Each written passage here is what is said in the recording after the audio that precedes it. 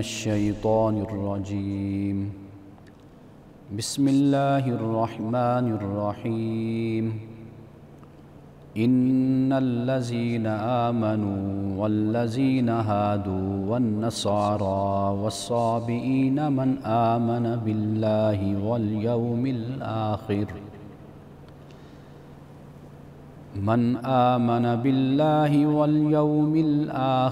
وعمل صالحا فلهم أجرهم عند ربهم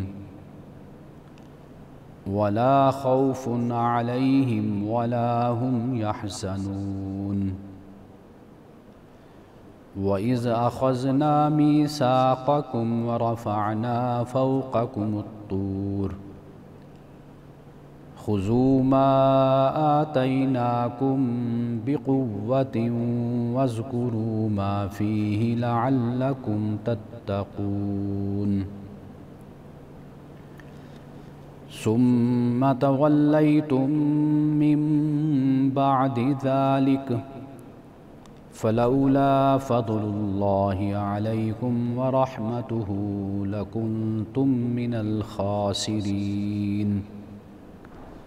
صدق اللہ العظیم۔ بے شک جو ایمان لائے، جو یہودی ہوئے اور نصارہ اور صابی، ان میں سے جو اللہ اور روز آخرت پر ایمان لایا اور جس نے عمل صالح کیا تو اس کے لیے اس کے رب کے پاس اجر ہے، اور ان کے لیے نہ کوئی خوف ہوگا اور نہ وہ غمگین ہوں گے۔ اور یاد کرو جب کہ ہم نے تم سے تمہارا عہد لیا اور اٹھایا تمہارے اوپر طور کو، پکڑو اس چیز کو جو ہم نے تم کو دی ہے مضبوطی کے ساتھ، اور جو کچھ اس میں اس کو یاد رکھو تاکہ تم خدا کے غضب سے محفوظ رہو۔ پھر تم نے اس کے بعد اعراض کیا، اگر تم پر اللہ کی عنایت اور اس کی رحمت نہ ہوتی تو تم نامرادوں میں سے ہو چکے ہوتے۔ پروگرام الکلام میں آپ تمام دیکھنے والوں کو خوش آمدید۔ آج ہم نے سورۃ البقرہ کی آیت نمبر 62 سے لے کر آیت نمبر 64 تک تلاوت کرنے کا شرف حاصل کیا ہے، اور آپ نے ترجمہ بھی سماعت فرمایا ہے۔ سورۃ البقرہ کی آیت نمبر 62 اس میں جو مضمون بیان کیا گیا ہے، اسی طرح قرآن مجید میں دو اور مقام بھی ہیں جہاں پہ انہی الفاظ کے ساتھ چند تبدیلی، الفاظ کی تبدیلی کے ساتھ اور اضافے کے ساتھ اللہ سبحانہ و تعالیٰ نے یہ فرمایا ہے۔ مثال کے طور پر آپ دیکھیے کہ سورۃ المائدہ کی آیت نمبر 69 ہے، فرمایا ان الذین آمنوا والذین ہادوا والصابئون والنصارى، یعنی یہاں پہ فرمایا ان الذین آمنوا والذین ہادوا والنصارى والصابئین، یہاں پر ہادو کے بعد صابئون اس کا ذکر ہے، پھر نصارہ کا، پھر آگے فرمایا کہ من آمن باللہ والیوم الآخر وعمل صالحا فلا خوف علیہم ولا هم یحزنون۔ اور اسی طرح غالباً سورۃ الحج میں پھر یہ فرمایا کہ ان الذین آمنوا والذین ہادوا ان الذین آمنوا والذین ہادوا والصابئین والنصارى والمجوس والذین اشرکوا۔ اب یہاں پر مجوس کا اور مشرکین کا یہ یہاں پر ذکر کیا گیا، یعنی پہلے دو مقام جہاں ہم نے پڑھا ہے وہاں پر نہ تو مجوس کا ذکر ہے اور نہ ہی مشرکین کا ذکر ہے، لیکن اب یہاں پر مجوس اور شرک کرنے والوں کا ذکر کیا گیا۔ اب سب سے پہلے تو ہم بالترتیب جو یہاں پر فرمایا گیا، یعنی اللہ سبحانہ و تعالیٰ نے ہادو فرمایا، نصارہ فرمایا اور صابئین اور مجوس، یہ کون سے گروہ ہیں اور ان کا ایمان کن پر تھا اس پہ سب سے پہلے ہم بات کرتے ہیں تاکہ یہ بات واضح ہو جائے کہ یہ کون لوگ ہیں۔ یہ جو ہادو کا لفظ ہے کہ یعنی جو یہودی ہوئے، قرآن مجید میں یہ لفظ اس طرح بھی استعمال ہوا کہ انا ہدنا، کہ ہم نے الیکا، کہ ہم نے تیری طرف رجوع کیا یا توبہ کی، یعنی تبنا الیکا، ہم نے توبہ کی تیری طرف۔ اب یہ جو لفظ ہود ہے اس کا معنی ہوتا ہے نرمی کے ساتھ رجوع کرنا، اور جب ہم یہ کہتے ہیں کہ ہادہ فلان، تو اس کا مطلب یہ ہوتا ہے کہ فلاں شخص نے دین میں یہود کا طریقہ اختیار کر لیا۔ اور بات کا کہنا یہ کہ یہودا یہ اس قبیلے سے منسوب ہے جو حضرت یعقوب علیہ السلام کے غالباً یہ چوتھے بیٹے تھے، اس قبیلے سے ان کا تعلق ہے، تو لہٰذا ان کو یہودی ان کو کہا گیا۔ خیر ہمارے ہاں اس پر لمبی چوڑی بحثیں موجود ہیں، اور علماء نے اور مفسرین کرام نے اس پر بڑی تفصیل کے ساتھ گفتگو کی ہے، لیکن فی الحال اختصار کے ساتھ جو بات ہمیں سمجھ آتی ہے وہ یہ ہے کہ اصطلاحی معنی میں اگر ہم اس کو لیتے ہیں تو حضرت موسیٰ علیہ السلام جو شریعت لے کر آئے اس شریعت کے ماننے والے، یعنی حضرت موسیٰ علیہ السلام پر جو ایمان لانے والے ہیں ان کو یہود کہا گیا۔ اور یعنی اس میں ایک یہ بھی معنی موجود ہے کہ جو نرمی کا معنی ہے، اللہ کی طرف رجوع کرنے کا معنی ہے، یعنی یہ جو لفظ کے اندر ایک معنی پوشیدہ ہوتا ہے تو یہ اس میں بھی ایک ترغیب، ایک رغبت اور ایک یاد دہانی موجود ہوتی ہے۔ ان کو یہ یاد دہانی کروائی گئی ہے کہ بھئی تمہیں چاہیے کہ تم اللہ کی طرف رجوع کرو، توبہ کرو، اور جو محمد رسول اللہ صلی اللہ علیہ وسلم دین لے کر آئے اس پر تم ایمان لاؤ۔ اب اس کے بعد جو نصارہ ہے یہ نصرانی کی جمع ہے۔ حضرت مسیح علیہ السلام کا جو گاؤں تھا ناصرہ، یہ اس سے یہ لفظ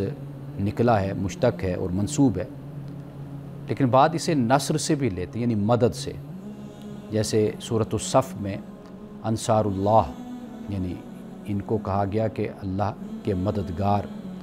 یا حضرت مسیح علیہ السلام کے جو مددگار ہیں، کونوا انصار اللہ۔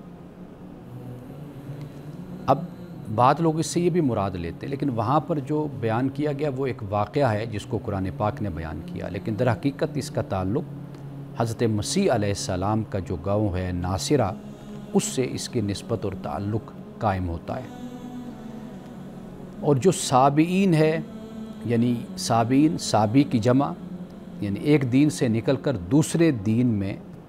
چلا گیا، اس کو سابی کہتے ہیں، اور اس کا جو معنی ہے وہ ظاہر ہوا یا طلوع ہوا، نکلا۔ اب اس کے بارے میں مختلف نظریات اور خیالات پائے جاتے ہیں جو مفسرین اکرام نے بھی بیان کی ہیں۔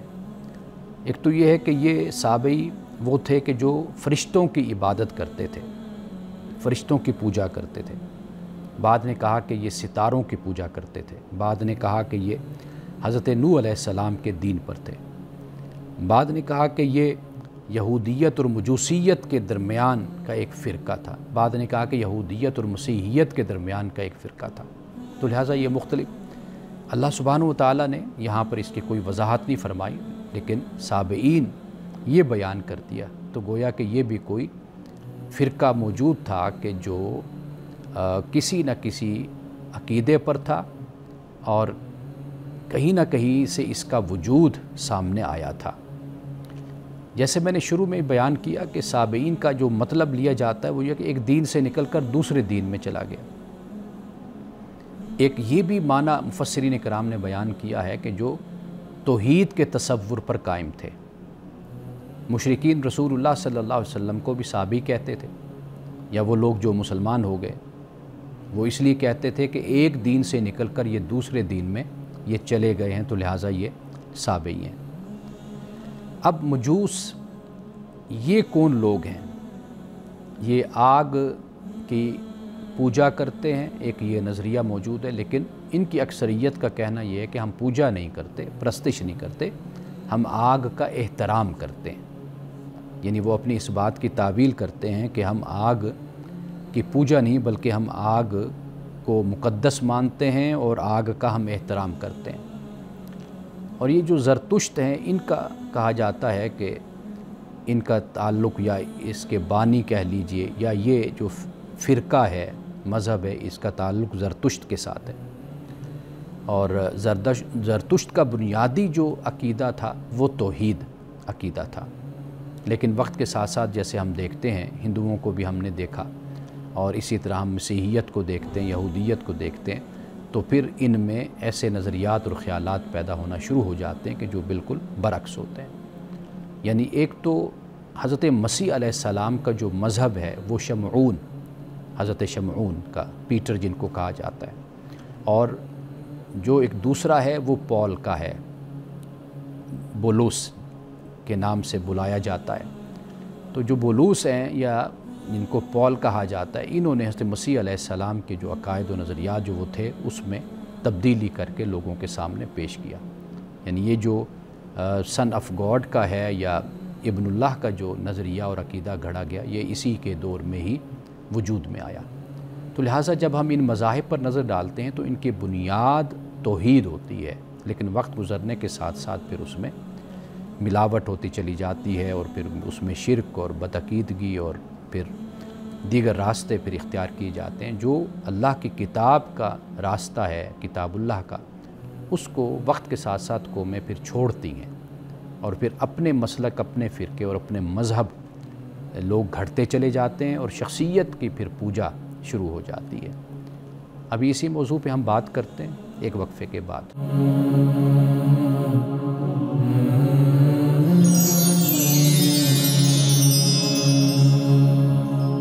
اب سوال یہ پیدا ہوتا ہے کہ مجوس کے ساتھ معاملہ کیا کیا جائے گا؟ تو رسول اللہ صلی اللہ علیہ وسلم نے یہ فرمایا کہ ان کے ساتھ بھی اہل کتاب کا ہی معاملہ ہوگا، بلکہ سیدنا فاروق اعظم رضی اللہ تعالیٰ عنہ کے زمانے میں جب فارس فتح ہوا تو اس وقت حضرت عمر بن خطاب نے بھی یہی حکم دیا اور یہی فیصلہ دیا کہ ان کے ساتھ اہل کتاب کی طرح کے معاملات رکھو۔ اب وسنا کہا جاتا ہے کہ ان کی مذہبی کتاب ہے۔ اب جو بات یہاں پہ سمجھنے والی ہے آیت نمبر 62 میں، وہ یہ ہے کہ اس کو پڑھنے کے بعد لوگ یہ سمجھتے ہیں کہ شاید ہمیں یہ ضرورت نہیں ہے کہ ہم رسول اللہ صلی اللہ علیہ وسلم پر ایمان لائیں، آپ پر ایمان لائے بغیر، قرآن کو اللہ کی کتاب مانے بغیر، یعنی اسلام، دین اسلام میں داخل ہوئے بغیر بھی ہماری بخشش اور ہماری نجات ہو سکتی ہے۔ یہ تصور بالکل غلط ہے، اس لیے کہ جو پیغمبر موجود ہوتا ہے اس پیغمبر کے ساتھ ہی نجات وابستہ ہوتی ہے۔ حضرت موسیٰ علیہ السلام جب حیات تھے، زندہ تھے، اور آپ کا زمانہ رسالت تھا، تو پھر ہر انسان کی جو بخشش اور مغفرت تھی، جس نے ان کے زمانے کو پایا اور ان کو پایا، تو پھر اس کی بخشش اور مغفرت حضرت موسیٰ کے ساتھ ہی وابستہ ہے۔ اسی طرح حضرت مسیح علیہ السلام کا زمانہ جس نے پایا، حضرت مسیح علیہ السلام کو دیکھا، ان کی دعوت کو سنا، تو اس پر لازم تھا کہ وہ حضرت مسیح علیہ السلام پر ایمان لائے۔ اسی طرح جب رسول اللہ صلی اللہ علیہ وسلم تشریف لائے تو آپ کے تشریف آوری کے بعد پھر آپ پر ایمان لانا اسی طرح لازم اور ضروری ہے کہ جس طرح حضرت موسیٰ اور حضرت مسیح علیہ السلام پر ایمان لانا ان کے زمانے میں ضروری تھا۔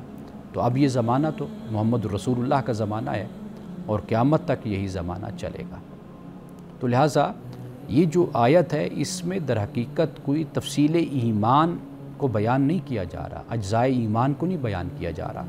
کہ آپ اس پر ایمان لائیں۔ وہ قرآن مجید میں دیگر مقامات پر اس کو بیان کیا گیا ہے،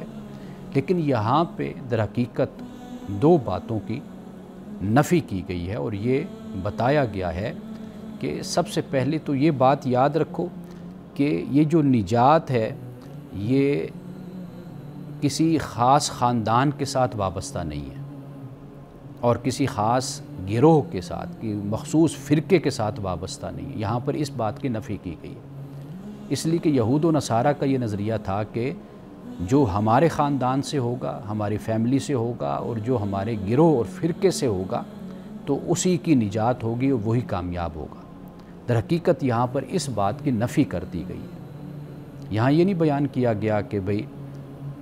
کہ انسان کی جو نجات ہے وہ کیسے ہوگی،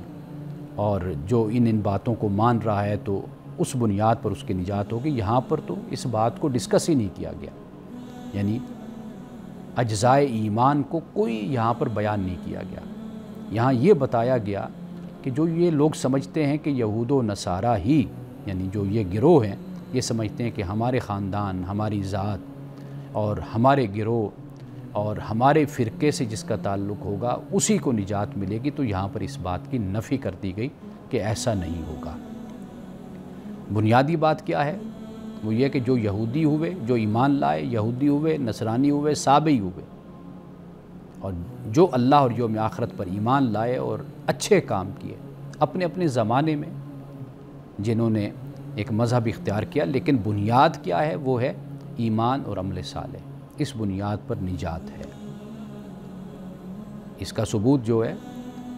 وہ خود قرآن پاک نے کئی مقامات پر اس بات کو بیان کیا اور ڈسکس کیا ہے۔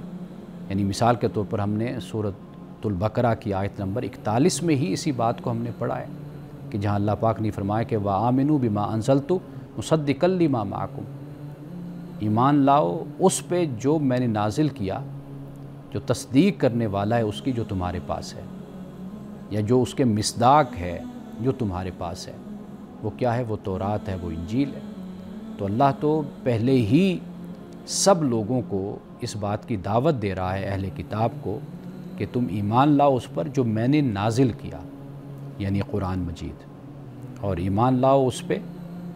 جو تمہارے پاس ہے، اس کی بھی یہ کتاب تصدیق کرتی ہے، تو اس پہ تم ایمان لاؤ۔ اور یہ بات صرف ایک مقام پر نہیں، کئی مقام پر اللہ سبحانہ و تعالیٰ نے یہ فرمائی ہے۔ یعنی آپ یہ دیکھیے کہ سورۃ المائدہ میں اللہ پاک نے یہ فرمایا قُلْ یا اہل الکتاب، اے نبی کہہ دیجئے، اے اہل کتاب، لستم علی شیء، تم کسی دلیل پر نہیں ہو اس وقت تک جب تک تم حتیٰ تقیموا التوراۃ والانجیل، تورات اور انجیل کو قائم کرو، اپنی زندگیوں کو اس پر لے آؤ، اور وما انزل الیکم من ربکم، اور جو نازل کیا گیا تمہاری طرف تمہارے رب کی طرف سے۔ اب یہاں پر قرآن مجید ہے، یعنی اللہ پاک نے صرف تورات اور انجیل کا ذکر نہیں کیا، بلکہ اس کے بعد پھر قرآن مجید کا بھی اللہ سبحانہ و تعالیٰ نے ذکر کیا۔ وَلَوْ أَنَّهُمْ أَقَامُوا التَّوْرَاةَ وَالْإِنْجِيلَ وَمَا أُنزِلَ إِلَيْهِمْ مِنْ رَبِّهِمْ، یہاں پہ پھر دوبارہ اسی بات کو بیان کیا کہ جو نازل کیا گیا ان کی طرف، ان کے رب کی طرف سے۔ تورات اور انجیل کے ذکر کے بعد پھر قرآن کا بھی ذکر ہوا۔ تو لہٰذا اس آیت سے ادھوری بات نہیں سمجھنی چاہیے، اور یہ وہ بات ہے کہ جو مسلم ہے، اور ایسی مسلم ہے کہ روز روشن کی طرح عیاں ہے کہ ہر دور کے پیغمبر پر ایمان لانا نجات کے لیے ضروری ہے۔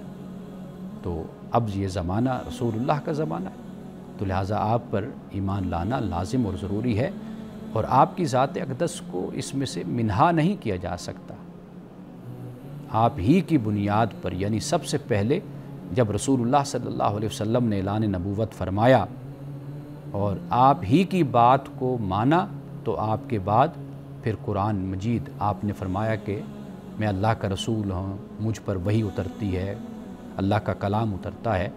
تو ہم آپ پر ایمان لائے تو پھر ہم نے قرآن کو مانا۔ تو لہٰذا بات جتنی قرآن بیان کر رہا ہے اس کو وہاں پر ہی رکھ کے ہمیں سمجھنا چاہیے اور ہمیں دیکھنا چاہیے۔ اب اس کے بعد جو اس سے اگلی آیت ہے اس میں یہ فرمایا گیا کہ میثاق ہم نے تم سے لیا، اور یہ جو میثاق ہے قرآن پاک نے اس کو بھی کئی اور مقام پر بیان کیا ہے، لیکن یہ بات یاد رکھیے کہ میثاق اللہ کے ساتھ ہو یا اللہ کی مخلوق کے ساتھ، اس پر عمل کرنا، اس کو پورا کرنا اور ایفا کرنا اس کا یہ لازم اور ضروری ہوتا ہے۔ اللہ سبحانہ و تعالیٰ کا غضب اور غصہ اس قوم پہ آتا ہے کہ جو قوم اللہ کے ساتھ کیے ہوئے وعدے کو پورا نہ کرے یا اللہ کی مخلوق کے ساتھ کیے ہوئے وعدے کو پورا نہ کرے۔ اب یہ فرمایا کہ الم یؤخذ علیہم میثاق الکتاب، کیا اللہ سبحانہ و تعالیٰ نے کتاب کا میثاق ان سے نہیں لیا تھا؟ اللہ یقول علی اللہ الا الحق ودارسوا ما فیہ والدار الآخرۃ خیر للذین یتقون افلا تعقلون والذین یمسکون بالکتاب واقاموا الصلاۃ انا لا نضیع اجر المصلحین۔ اب یہ اللہ کا جو عہد اللہ سے کیا گیا، اس کو پورا کرنا یہ ہر شخص کی، ہر قوم کی یہ ذمہ داری ہے۔ اب یہاں پہ اللہ سبحانہ و تعالیٰ نے یہ بیان کیا کہ جب ہم نے عہد لیا تو ہم نے بلند کیا تم پر طور کو۔ انسان کا اختیار، آزادی وہ اپنی جگہ پر قائم ہے، لیکن جب یہ عہد لیا گیا تو اس وقت ایک زلزلہ کی کیفیت تھی، اور جب یہ کسی چٹان کے نیچے یا پہاڑ کے نیچے ایک سائبان کے نیچے بیٹھے تھے، تو جب پہاڑ ہلا تو اس کے ہلنے سے انہیں یوں لگا کہ جیسے یہ پہاڑ ان پر گرنے والا ہے، لیکن وہ گرا نہیں ان پر۔ تو اللہ سبحانہ و تعالیٰ نے اپنی جلالت کو، اپنی قوت کو، اس کا اظہار بھی یہاں پر فرمایا، اور پھر فرمایا کہ لو جو ہم نے تم کو دیا قوت کے ساتھ، اور یاد کرو جو اس میں ہے تاکہ تم تقوی اختیار کرو۔ اب یہاں پر میثاق کا بھی ذکر ہو گیا، اور یہاں پر طور کو بلند کرنے کا بھی ذکر ہو گیا۔ اور یہ جو میثاق ہے، یہ میثاق صرف یہ نہیں کہ اللہ سبحانہ و تعالیٰ کے حقوق سے متعلق ہے، بلکہ اس میں جو بندے ہیں اللہ کے، ان کے حقوق کا ذکر بھی قرآن پاک نے اور تورات اور انجیل میں کیا گیا۔ یعنی یہ نہیں ہے کہ صرف اللہ کی عبادت کرنی ہے، اللہ کی توحید کو ماننا ہے، ایمان لانا ہے، بلکہ یہ بھی بیان کر دیا کہ والدین ہیں، اولاد ہے، معاشرے میں مساکین ہیں، یتامہ ہیں، مسافر ہیں، تو یہ مختلف قسم کے لوگ جو ضرورت مند ہیں، حاجت مند ہیں، تو فرمایا کہ ان کے ساتھ بھی تم نے اپنے وعدے کو پورا کرنا ہے۔ یہ اللہ تعالیٰ نے عہد لیا، اللہ تعالیٰ نے اچھی گفتگو، اچھے کلام کا بھی وعدہ لیا کہ لوگوں کے ساتھ اچھی گفتگو تم نے کرنی ہے، بد اخلاقی سے اور سخت رویے سے پیش نہیں آنا۔ اللہ نے یہ بھی میثاق لیا کہ جو تمہارے اپنے لوگ ہیں، ان کے ساتھ، اپنے قبیلے کے لوگ ہیں، ان کے ساتھ ظلم اور زیادتی نہیں کرنی۔ تو یہ یعنی میثاق سے یہ نہ سمجھا جائے کہ صرف میثاق یہ ہے کہ آپ نے عبادت کرنی ہے، نماز پڑھنی ہے، اللہ کا جو حق ہے یا اللہ کا حکم ہے اس کو پورا کرنا ہے، بلکہ مخلوق سے متعلق بھی اپنے معاملات کو درست رکھنا ہے۔ اور صلہ رحمی کا ذکر بھی سورۃ البقرہ میں ہم پڑھ کر آئے تھے کہ اللہ نے جن کو گمراہ قرار دیا یہ وہ لوگ ہیں کہ جو یقطعون ما امر اللہ بہ ان یوصل ویفسدون فی الارض، کہ جس کے جوڑنے کا حکم دیا اس کو کاٹتے ہیں اور زمین میں فساد پھیلاتے ہیں۔ ناظرین کرام، انشاءاللہ مزید یہ سلسلہ گفتگو ہمارا جاری رہے گا۔ وقفے کے بعد دوبارہ حاضر ہوتے ہیں۔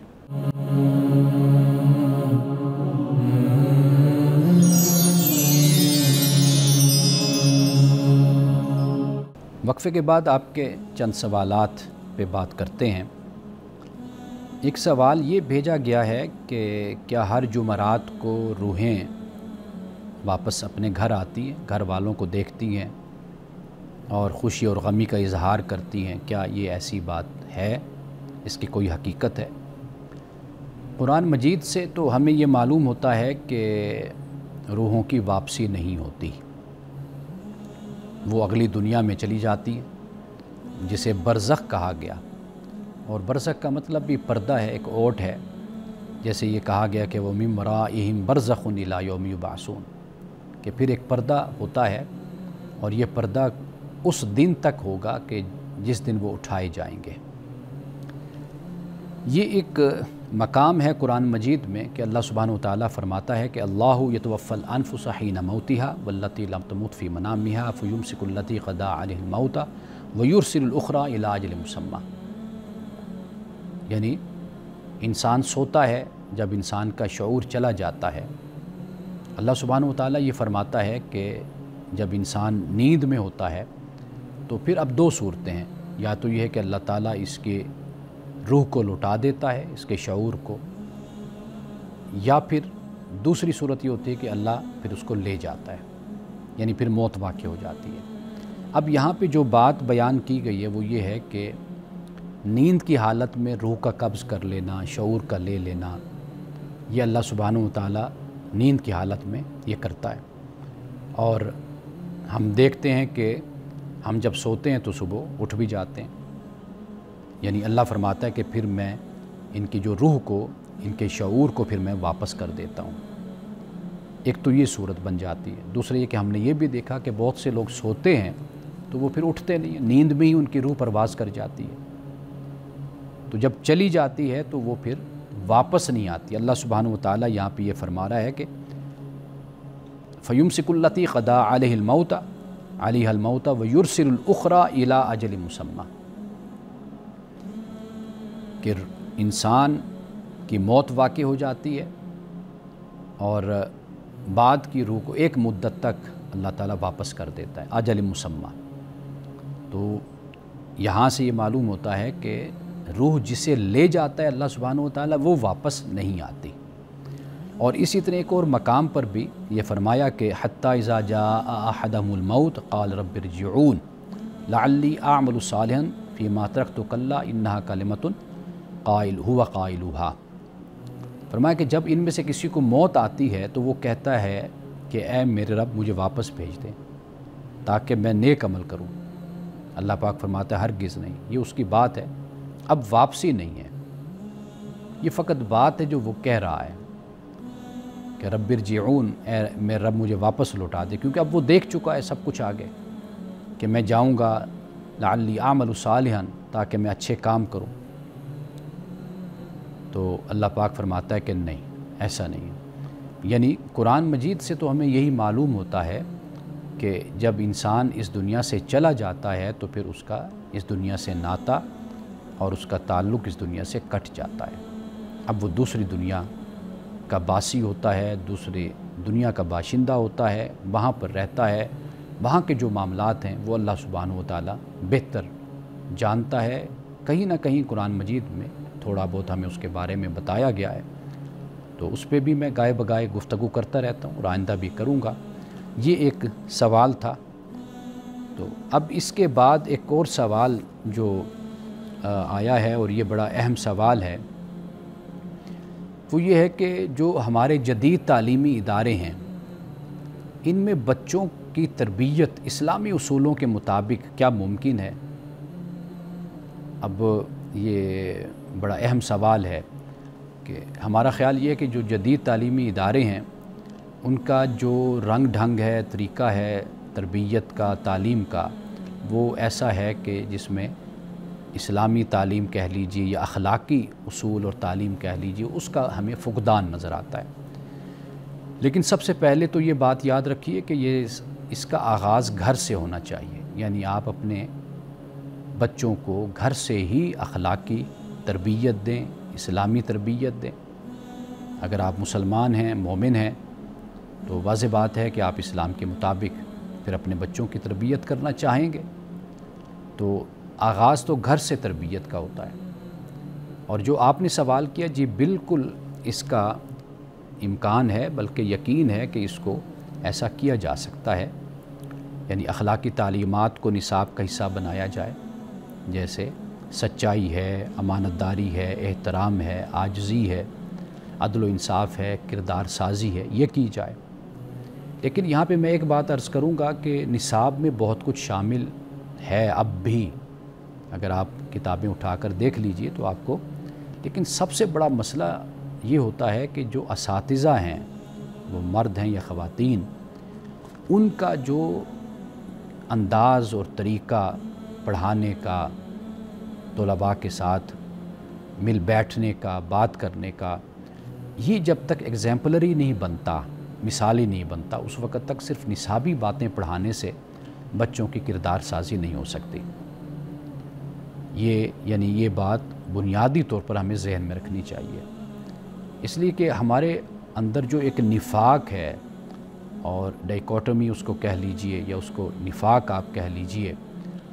دو رخی جو ہمارے اندر اور دو رنگی جو چال ہے ہماری، وہ اصل میں مسائل پیدا کرتی ہے، اور بچوں کا کردار جس طرح ہم چاہتے ہیں اس طرح ہم بنا نہیں پاتے، اس لیے کہ ہم بڑوں کا کردار ایسا نہیں ہے۔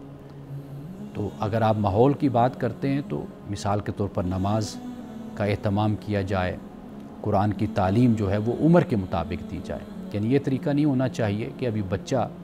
اتنے پختہ ذہن کا نہیں ہے، آپ کو وہ آیات اس کو پڑھا رہے ہیں کہ جو اجتماعی زندگی سے متعلق ہو جاتی ہیں، جو جہاد سے متعلق ہو جاتی ہیں، اور جو بڑے گہرے مسائل سے متعلق ہو جاتی ہیں، بلکہ وہ آیات پڑھائیے کہ جو بچے کو سمجھ آئے، بول چال میں معاملہ کیسا ہو، اٹھنے بیٹھنے میں کیسا ہو، والدین کے ساتھ معاملہ کیسا ہو، اساتذہ کے ساتھ کیسا ہو، بڑوں کے ساتھ کیا رویہ ہونا چاہیے، صفائی ستھرائی کی بات دین کی روشنی میں بتائی جانی چاہیے، ایسی بہت سی باتیں، تو یہ اس کی بڑی ضرورت ہے۔ اور جیسے میں نے عرض کیا کہ اساتذہ کو رول ماڈل ضرور بننا چاہیے بچوں کے لیے، یعنی ان کے کردار سے، ان کے اخلاق سے بچے متاثر ہوں۔ اور پھر یہ ہے کہ سکول میں یعنی تعلیمی اداروں میں والدین کے لیے بھی جسے ورک شاپس کہتے ہیں، وہ اس کا بھی انعقاد ہونا ضروری ہے۔ میں ذاتی طور پر تو یہ سمجھتا ہوں کہ اساتذہ کے لیے بھی اس کا اہتمام از حد ضروری ہے، یعنی ان کی تربیت کی جائے۔ صرف یہ نہیں ہوتا کہ آپ نے نصاب پڑھانا ہے، بلکہ جو سبجیکٹ ہے اس پر آپ کا ایکسپوجر ہونا یہ بھی بڑا ضروری ہوتا ہے، تاکہ آپ دنیا میں دیکھیں کہ اس موضوع پر، اس مضمون پر کیا تبدیلیاں رونما ہو چکی ہیں، کیا پڑھایا جا رہا ہے اور کیا انداز اور طریقہ اختیار کیا جاتا ہے۔ اور پھر مثبت سرگرمیاں تعلیمی اداروں میں وہ بھی ہوتی ہیں اور ہونی چاہیے، اس سے بھی بچے کی شخصیت بنتی ہے۔ جیسے تقریری مقابلے ہمارے دور میں ہوتے تھے، بیت بازی کا مقابلہ ہوا کرتا تھا، ڈرامے ہیں، ثقافتی سرگرمیاں ہیں، اور پھر بچوں کو جو جدید ٹیکنالوجی ہے اس کا استعمال، یہ بھی باقاعدہ طور پر اسکول میں، کالج میں بچوں کو اس کی بھی تربیت ہونی چاہیے کہ یہ جو آپ کے پاس موبائل ہے، آپ کے پاس ٹیکنالوجی ہے، آپ اس کا استعمال کیسے کریں، اور آپ نے اپنے وقت کو، اپنی شخصیت کو اپنے بنانا ہے اور اپنے صحیح رخ پر چلنا ہے۔ یعنی ذہنی فکری تربیت بھی ہو جائے طلباء کی، اخلاقی روحانی تربیت بھی ہو، سماجی اور عملی تربیت بھی، یہ تینوں پوائنٹ یاد رکھیے یہ ہونے چاہیے، یعنی ذہنی فکری تربیت، اخلاقی روحانی تربیت، سماجی اور عملی تربیت، تب ہی ایک تعلیمی ادارے سے نکلنے والا جو طالب علم ہے تو وہ ایک مفید شہری وہ ثابت ہو سکتا ہے۔ تو ایک اور سوال ہم لیتے ہیں، یہ سوال بھی آپ ہی کی طرف سے بھیجا گیا ہے، اور وہ یہ ہے کہ نابالغ بچے کے مال و وراثت کے احکام کیا ہیں؟ یعنی کسی صاحب کو یہ مسئلہ درپیش ہے کہ جو نابالغ بچہ ہے اس کے پاس مال ہے، اس کی وراثت ہے، تو اس کے بارے میں ہمیں شریعت کیا حکم دیتی ہے، اور ان کا کہنا ہے کہ ذرا اس مسئلے کو تفصیل کے ساتھ آپ ذرا بتا دیجئے، اس کی ہمیں اشد ضرورت بھی ہے۔ تو اسی سوال پہ، اسی موضوع پہ ہم بات کرتے ہیں وقفے کے بعد۔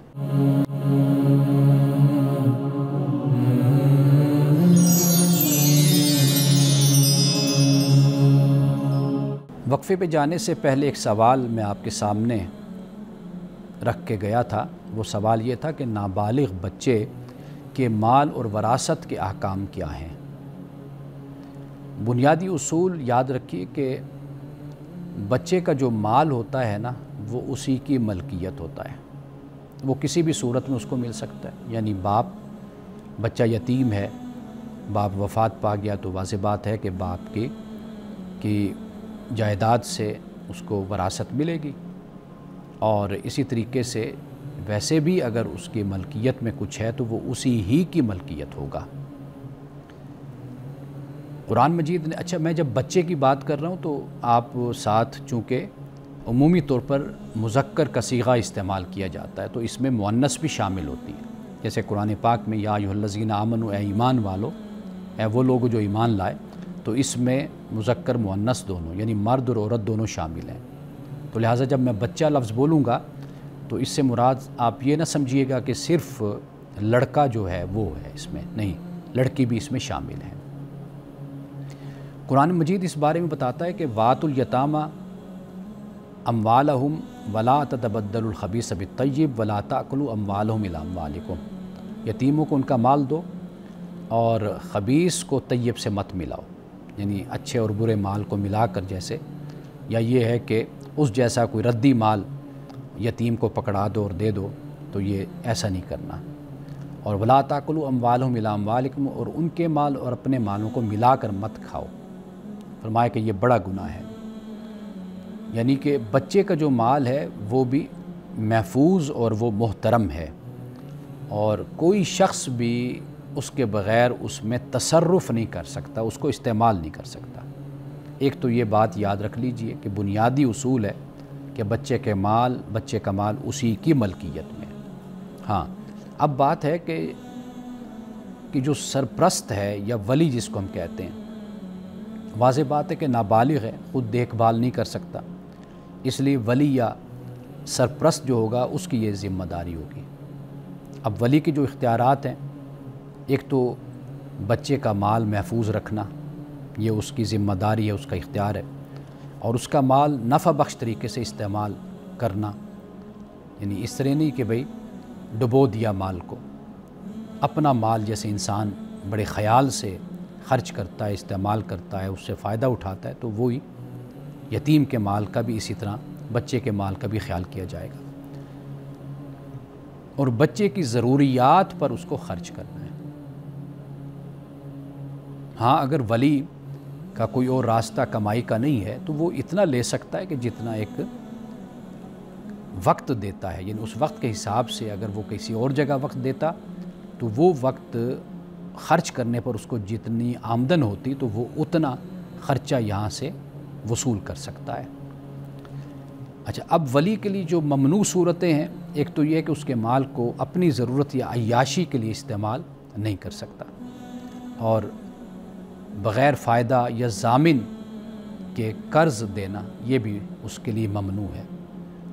اور بچے کے مال کو بیچنا سوائے انتہائی ضرورت یا فائدے کے یہ بھی ممنوع ہے ولی کے لیے۔ قرآن پاک نے یہ کہا کہ وَلَا تَقْرَبُوا مَالَ الْيَتِيمِ إِلَّا بِالَّتِي أَحْسَنَ حَتَّى يَبْلُغَ أَشُدَّهُ، کہ یتیم کے مال کے قریب بھی نہ جاؤ مگر وہ جو بہتر طریقہ ہے، بہترین طریقہ وہ تم اختیار کرو۔ قریب نہ جانے سے مراد کیا؟ یعنی کہ وہ طریقے، راستے بھی نہ اختیار کرو کہ جو تمہیں اس طرف لے کر جائیں کہ تم یتیم کے مال کو کھاؤ یا اس کے ساتھ زیادتی کرو۔ تو یہ جو ولا تقربو ہے، یہ ایک تاکید ہے اس بات کی، جیسے قرآن کہتا ہے نا کہ ولا تقربوا الزنا، زنا کے قریب بھی نہ جاؤ۔ قریب جانے سے مراد یہ کہ وہ عوامل جو تمہیں اس گناہ تک لے کر جاتے ہیں یا اس کی طرف توجہ کا سبب بنتے ہیں یا ارتکاب کا سبب بنتے ہیں، ان عوامل سے بھی اپنے آپ کو بچاؤ۔ جب بچہ بالغ ہو جائے تو پھر مال اس کے حوالے کر دینا چاہیے، لیکن قرآن مجید نے ایک اور بات بھی بیان کی ہے، وہ ہے کہ وَابْتَلُوا الْيَتَامَىٰ حَتَّىٰ إِذَا بَلَغُوا النِّكَاحَ فَإِنْ آنَسْتُم مِّنْهُمْ رُشْدًا، یعنی صرف بلوغت کافی نہیں ہے بلکہ عقلی پختگی جو ہے وہ بھی ضروری ہے، یعنی جو مالی ذمہ داری ہے اس کی سوجھ بوجھ کہ میں نے مال کو ضائع نہیں کرنا اور اس کے ساتھ میرا مفاد ہے، میرا فائدہ ہے، تو وہ ایسا نہ ہو کہ بھئی اس میں بلوغت تو آ چکی ہو لیکن سمجھ بوجھ اس میں نہ ہو۔ تو یہ قرآن پاک کہتا ہے کہ اگر تم اس میں فَإِنْ آنَسْتُم مِّنْهُمْ رُشْدًا، اگر تم اس میں رشد کو پاؤ، محسوس کرو، تو پھر کہا کہ بھئی تم مال اس کے سپرد کر دو۔ اور اسی طرح وراثت جو ہوتی ہے اس میں بھی بچے کا حق ہوتا ہے۔ اچھا، نابالغ یہ بھی وارث بنتا ہے، وراثت میں اس کا حق بھی مقرر ہے۔ اچھا، نابالغی کے باوجود وراثت فوراً اس کی ملکیت میں آ جائے گی، یعنی جیسے ایک بالغ ہے اور وراثت اس کی ملکیت میں فوراً آتی ہے، تو اسی طرح نابالغ کی جو وراثت ہے، جو بھی اس کا مال ہے، وہ فوراً ہی اس کی ملکیت میں آ جائے گا۔ یعنی ایسا نہیں ہے کہ بھئی اس کی ملکیت دیر سے ثابت ہوگی یا بالغ ہوگا تو پھر ثابت ہوگی، نہیں، ملکیت اسی وقت ثابت ہو جائے گی، لیکن ولی یا سرپرست جو ہے وہ پھر اس مال کا ایک ضامن بن جاتا ہے اور اس کا محافظ بن جاتا ہے، اور پھر وہ اس سے تجارت کرتا ہے یا جو بھی صورت ہے، مال رکھا ہوا ہے تو وہ اس کی حفاظت کرنے والا ہوتا ہے۔ یعنی ولی یا وصی جسے ہم کہتے ہیں، وہ اس کے حصے کو وصول کرتا ہے اور پھر اس کو محفوظ رکھتا ہے۔ آخر میں یہ بھی میں بتاتا چلوں کہ خیانت کی بھی سزا ہے۔